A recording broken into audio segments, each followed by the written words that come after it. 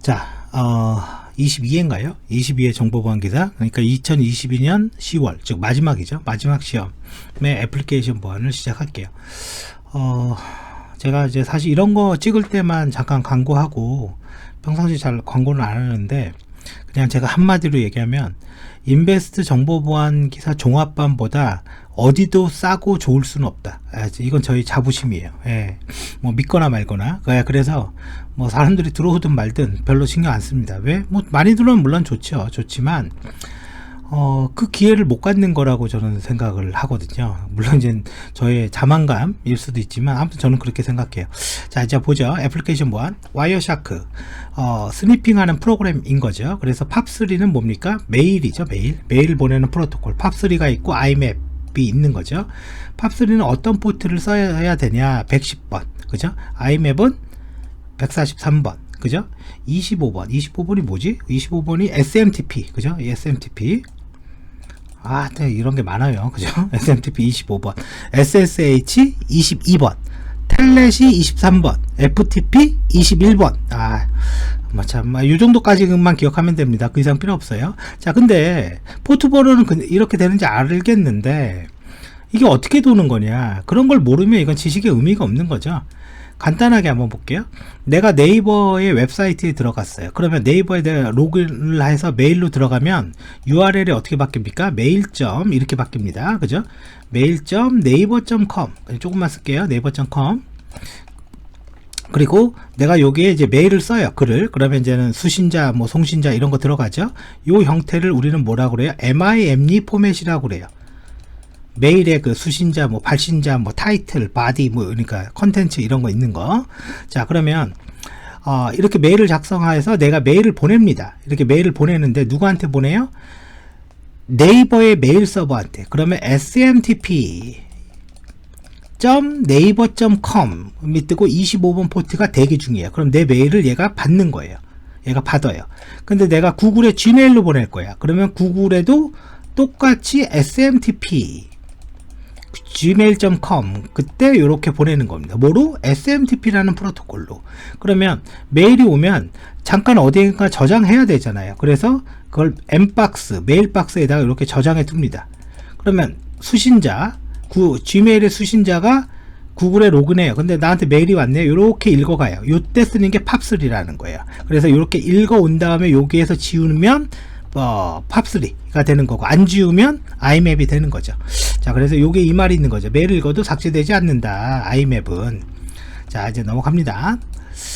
자, 그 다음에 시어너로 작성된 응용 프로그램에서 버퍼 오버플로, 이거 사실 개발 보안이죠. 여러분들 개발 보안이 22년도부터 점점 더 출제가 많이 되고 있다. 그 얘기는 실기에도 충분하다. 충분히 나올 수 있다.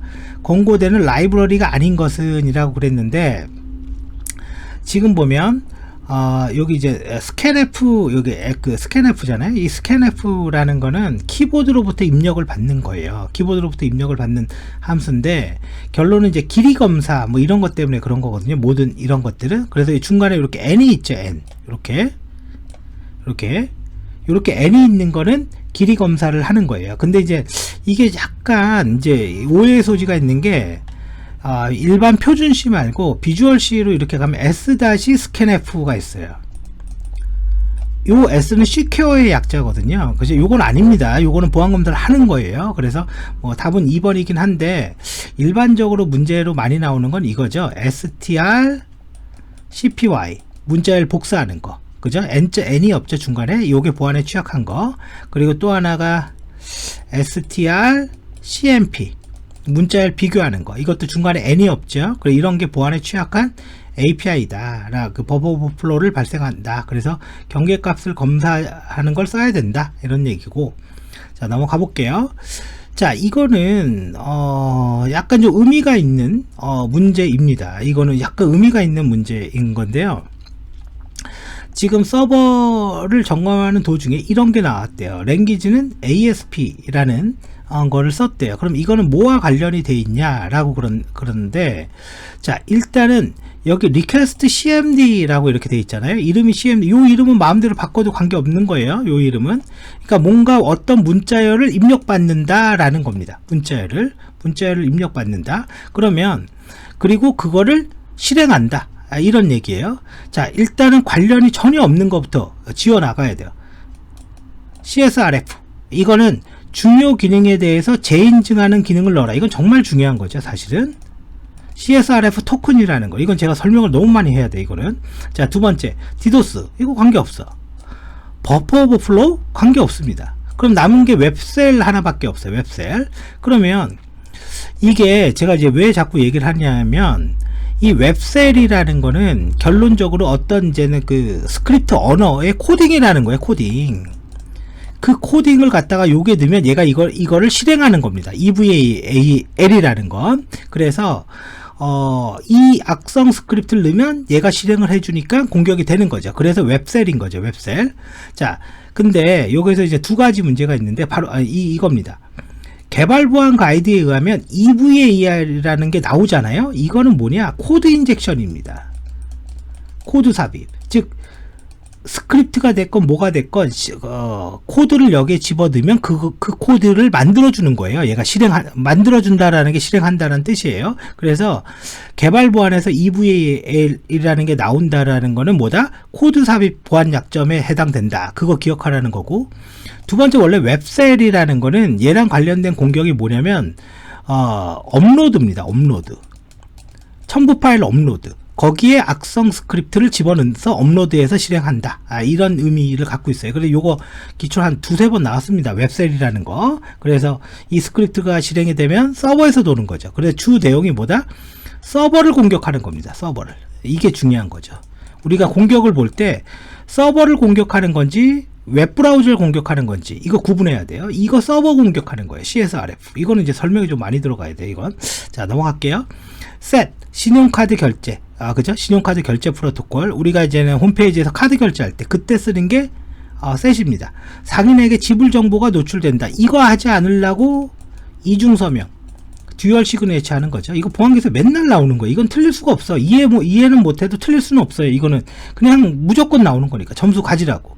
그래서 상점 정보와 카드 소유자 정보를 분리해서 서명하고 따로따로 암호하니까 서로 정보가 노출되지 않는다. 그게 듀얼 시그니처. 그걸 쓰는 게 셋 프로토콜이다. 이거죠. 자, 넘어갑니다. 행정안전부의 그죠? 싱글 사이온의 정의. 싱글 사이온이죠. 싱글 사인온. 그죠? 그 두 개가 있네. 그죠? 하나 더 있네요. 싱글 사이온. 다른 건 볼 것도 없는 거네요. 얘는 뭡니까? 하나 로그인하면 다 로그인 된다 이거죠. 그래서 1회 만에 인증으로 추가 인증 없이 그죠? 로그인 된다. 그래서 싱글 사이온 토큰 갖고. 자, 여기서 주의해야 될 게 있는데 우리 교재에 싱글 사이온 기법 중에 델리게이션 기법, 그 다음에 뭐 웹쿠키인가? 이제 이름이 잘 기억이 안 나는데 웹쿠키 기법 싱글 사이온 교재 쪽에 있어요. 그거 암기. 그거 왜냐면 시험에 나올 수 있다. 실기도. 자, 넘어갑니다. 데이터베이스 보안 유형에 해당되지 않는 것은 우리가 이제는 가상의 테이블 하면 뷰죠. 그래서 특정 컬럼만 보여주게 하는 거. 이걸 하면 뷰하면 그냥 보안을 위해서 일부 컬럼만 보여줄 수 있습니다. 그죠? 그 다음에 허가규칙, 접근 제어. 당연히 할 수 있죠. 정보 집계. 이거는 관련이 없는 거죠. 그래서 답은 4번. 뷰를 설명한 거는 이게 왜 보안이지? 이렇게 생각할까봐 얘기 드린 거예요. 자, DRM은 저작권 보호입니다. 저작권 보호. 간단히 얘기해서 지금 이거 하얀색 바탕화면에 제 이름을 였다가 이렇게 하얀색으로 써두는 겁니다. 그러면 이거의 원저작자가 누군지 눈으로 보입니까? 안 보이죠. 근데 불법 유출됐을 때 이걸 열어봤더니 원저작자가 이렇게 보이더라. 이제 그런 얘기인 거죠. 그게 DRM이에요. 자, 지적재산권 보호해야 될 정보의 단위로 일반적으로 패키저, 묶는다 이거예요. 묶는다. PDF랑 인증정보랑 묶어서 배포한다. 그런 거. 패키징의 원본을 의미한다. 컨텐츠죠. PDF 컨텐츠. 그죠? 컨텐츠. 자, 넘어갑니다. 그래서 이게 지금 굉장히 중요하다. 이게 지금 개발 보안이 앞으로 실기에서 굉장히 중요할 것 같아요. 다음에 설명하고 있는 게 뭐냐, 뭐 히든값 이렇게 나왔는데 이거는 보안기사 필기실기 다 나왔어요. 그리고 보안약점 진단원에서도 엄청 중요한 문제. 자, 무슨 말이냐면 이게 있으니까 설명을 안 할 수가 없네요. 그죠? 웹브라우저가 있어요. 웹브라우저가. 그 다음에 이제 웹서버가 있는 거예요. 이렇게. 그러면 이게 인증의 과정을 이제 알고 가야 돼요. 내가 아이디와 패스워드를 이렇게 입력한 거죠. 아이디와 패스워드를. 그러면 이렇게 화면에서 아이디 패스워드. 그러면 여기 DB에 그런 정보가 있을 거 아닙니까? 그리고 이렇게 비교하겠죠. 비교했더니 이게 맞아. 그러면 이 웹서버는 뭘 하냐? 세션을 만들어요. 세션을 만들어요. 이 세션이라는 건 그냥 문자열입니다. 그걸 얘한테 이렇게 보내는 겁니다. 이게 이제 기본이에요. 기본. 이게. 그러면 우리가 이제 잠깐 보면 여기 있을래나? 잠깐만요. 아마 있을 겁니다. 로그인. 자, 간단히 한번 봐볼게요. 자, 웹화면에서요. 지금 보면 아이디와 패스워드를 입력받아요. 그러면 이거와 관련된 화면이 뭐냐면 지금 이겁니다. 요거 아이디, 요게 패스워드예요. 그럼 그걸 어떻게 하냐? 오른쪽 버튼 눌러서 페이지 소스 보기를 딱 해보면 나머지 디자인인 거고, 자, 쭉 보면 어디 있어? 여기 있죠, 여기. 요게 네임이 아이디죠. 요게 네임이 패스워드죠. 그러니까 저거를 입력하고 버튼을 딱 누르는 순간 여기 아이디와 패스워드가 들어온다. 자, 그래서 그게 들어오면, 즉 아이디가 비어있지 않으면 어떻게 해요? 세션을 하나 열어라. 이거 좀 나중에 뒤에서 열어도 됩니다. 요건 DB입니다. DB를 연결해라. 그리고 입력한 패스워드를 암호화해서 해시값으로 만들어라. 이거는. 자, 그리고 이거는 다른 거고. 자, 그리고 패스워드 체커에 가라. 뭐를? 아이디와 패스워드를 가지고. 자, 그러면 패스워드 체커가 있다는 얘기죠. 어디인가? 자, 가볼게요. 패스워드 체커에 가니까 아이디와 패스워드를 가지고, 여기 얘는 저런 게 있어서 그래. 패스워드 실패했어. 뭐 이런 기능이 있어서 그러는데, 결과적으로 보면 지금 요렇게 요 조회를 하라는 거죠. 조회를 해라. 그래서 패스워드가 맞으면 데이터가 나올 거 아닙니까? 그러면 이게 나오면 너는 로그인 시켜줄게. 이게 로그인이라는 거예요. 그래서 이 그림에 요 작업을 하는 거예요. 그래서 세션을 만드는 거야. 자, 그런 다음에 얘가 어떤 그 웹페이지를 호출하는 거죠. 이거 너무 많이 설명을 하나 싶기도 해요. 이렇게까지 할 필요는 없을 거야. 근데 이게 우리가 이런 게 있어요. 너무 모른다 이거예요. 너무. 그러니까 자격증도 자격증인데 일을 시킬 사람이 없을 때가 있어요. 자, 지금 제가 로그인을 했잖아요. 그러니까 나한테는 뭐가 있다? 세션이 있다. 그러니까 이런 걸 눌러도 이렇게 나오더라 이거죠. 왜? 세션을 검사하니까. 그죠? 여기 이 화면에서 세션을 검사하거든요. 근데 세션이라는 거는 단순 문자열에 불과해요. 그럼 내가 세션 값을 A라는 걸 줬어. 그래, A가 일로 오죠. 근데 공격자가 이걸 내가 복사해서 가져갔어요. 그리고 이렇게 갑니다. A를 가지고. 그럼 얘도 아까처럼 그 웹페이지 다 보입니다. 이렇게 되면. 그러면 이거를 어떻게 하라는 얘기냐면 이렇게 하라는 얘기예요. 내가 로그인을 했어요. 그러면 얘가 이 세션 안에다가 난수를 하나 만들어. 야, 이번에 난수 3이야. 그러면 이렇게 보내요. 그럼 여기에 3이 있어요. 그럼 이 3은 어디에서 보이냐면, 예를 들어서 여기 소스코드 있죠. 여기 소스코드에 보면 지금 얘는 지금 안 돼 있는 겁니다. 여기 인풋 태그에 히든이라는 놈이 있으면서 어디에서 난수 3이 여기 써 있습니다. 그러면 우리가 단순하게 생각을 해보면, 야, 그 난수 3도 보이는 거 아니냐? 공격자가 가져가면 되는 거 아니야? 맞아요. 그거 맞는 말이에요. 자, 근데 의미부터 와보세요. 그러면 웹페이지를 호출할 때 세션 값과 함께 난수 3을 갖고 가는 거야. 그러면 얘가 기존의 난수와 얘가 가져온 3과 같은지 비교해 주는 거예요. 그래서 같아? 그럼 보여주고, 틀려? 그러면 안 보여줍니다. 그리고 같아요. 그 다음에 이번엔 난수 7이야. 그럼 7을 다시 보내요. 이렇게 되는 거거든요. 이 CSRF가. 그러면 이 난수를 CSRF 토큰이라고 그러는 거예요. 이 난수를. 그러면 이 토큰이 어차피 복사가 돼서 얘가 먼저 요청을 하면 이 난수 바뀌죠. 그러니까 정상적인 사용자가 갔을 때 너 이상하고 연결이 끊겨버려요. 그러면 얘 입장에서 뭘 알게 돼요?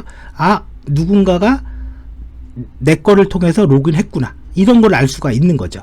그래서 이 CSRF가 제대로 돌아가려면 다중 접속 차단과 같이 돼야 돼요. 그러면 저런 토큰이 적용된 웹사이트는 어디 있냐? 그냥 보기만 할 겁니다. 자, 이 웹사이트죠. 페이지 소스 보기 봐볼게요. 자, 여기 보면 컨텐츠에 CSRF 토큰이라는 게 하나 딱 들어가 있죠. 뭐 이거 제가 만든 거 아니에요. 그냥 눈에 보이길래.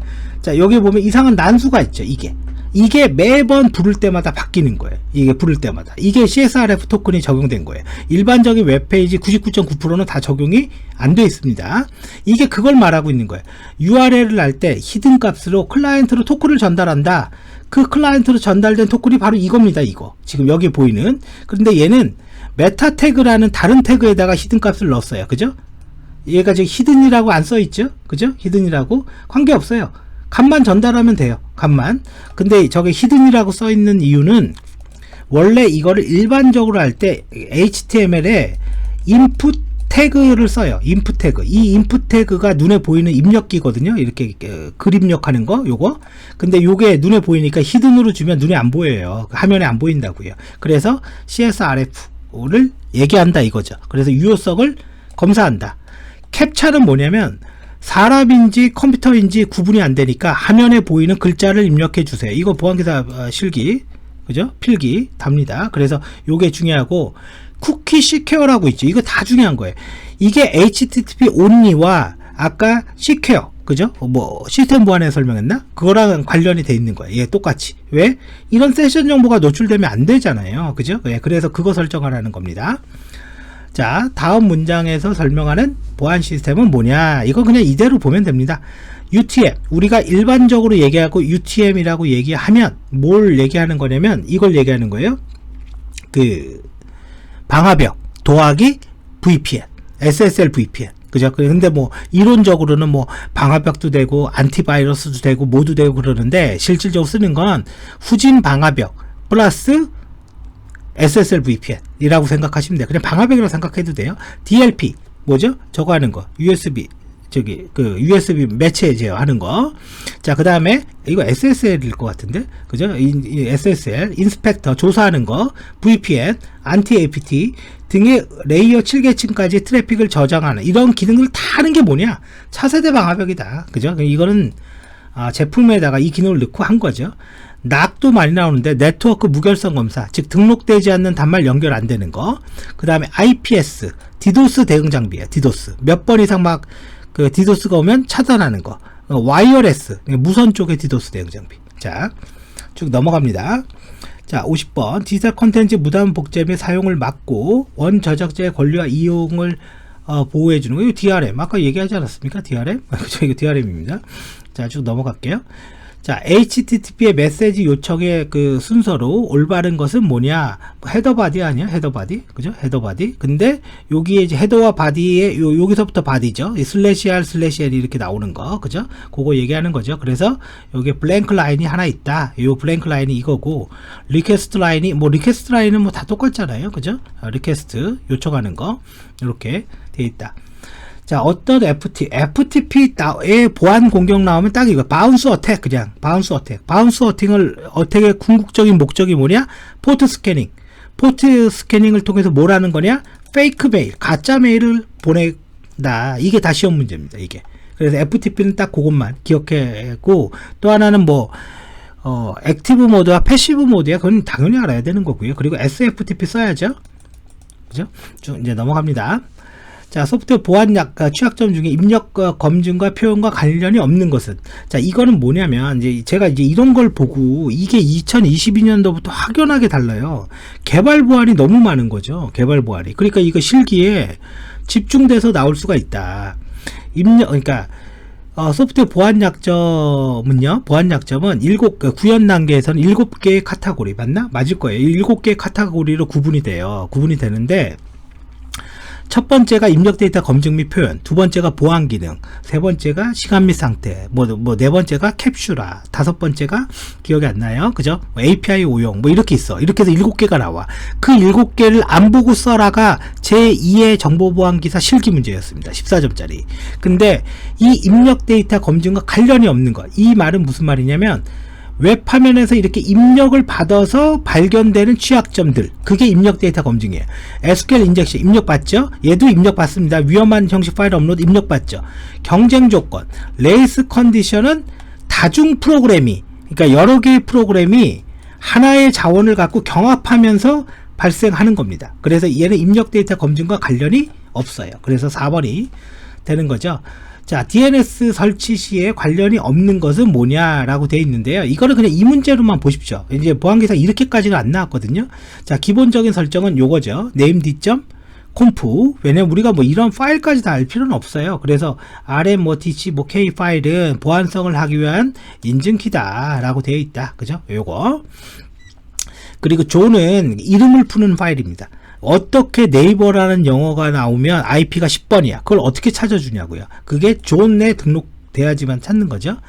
자, XML 디지털 서명의 유형이 아닌 것은 있는데 뭐 이것도 그냥 이대로만 보십시오. 자, 엔벨로핑 시그니처, 그래 시그니처 구조를 나타내고 거기에 데이터 밖에 포함되고 그런가 보다 하십시오. 이거는. 자, 넘어가 볼게요. 전자투표 시스템이 가져야 할 암호 기법이 아닌 것은 포그 컴퓨팅은 그러니까 너무 관련이 없는 걸 여기에 넣은 겁니다. 너무 관련이. 이건 뭐냐면 아두이노나 라즈베리 파이, 그러니까 뭐냐면 요만한 컴퓨터 키트 있죠. 거기에다가 CCTV 달고, 그럼 CCTV 다는 게 많이 있을 수 있잖아요. 그거를 이렇게 중앙에서 이렇게 관리해서 통제할 수 있죠. 그런 게 포그 컴퓨팅이에요. 그래서 너무 관련이 없다. 이거는. 자, 57번.